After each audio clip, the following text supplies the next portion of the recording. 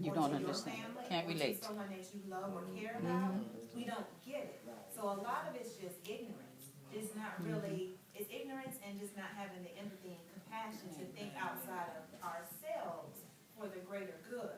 So I definitely think that narrowing it down and figuring out what pieces we're going to look at is great, but I think we have to do a whole lot more education in general. Yes. Because we can try to pick at things and figure out what we're going to do, but if people don't have an understanding about the whys and what it really does and how it affects people, it's really kind of null and void.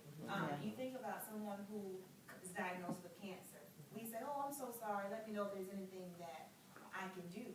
But that really doesn't do anything. And if we've never experienced that, or we don't have somebody that we can put our hands on, we're not going to jump and just go and do. We're going to say, let me know what I can do. You know, but if you've been in that position and you already know, oh, they're going to need somebody to cook, they're going to need somebody to look after the dog, to do that, then you jump into it because you have that relationship and understanding there. So I think that we definitely have to figure out how we can spread more of the information. That's one piece. But then once we give the information, we got to do something with it.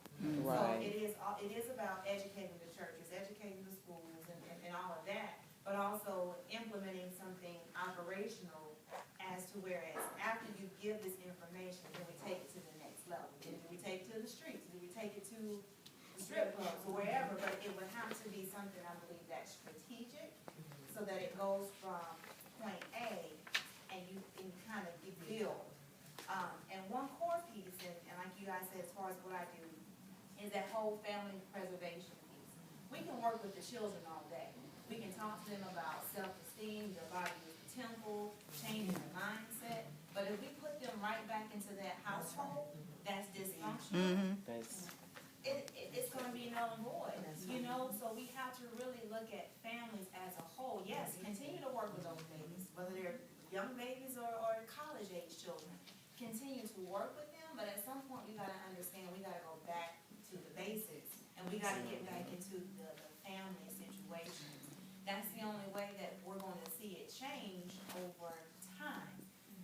It is such a huge issue, and we're not going to be able to save everybody. That's the unfortunate piece because we want to, but if we can start with one family at a time, two families at a time, 3, 20, think about the impact that that will have over the course of a lifetime because you're saving generations. So we have to make sure that we put, and that whatever that strategic plan is, that there has to be some type of focus on family.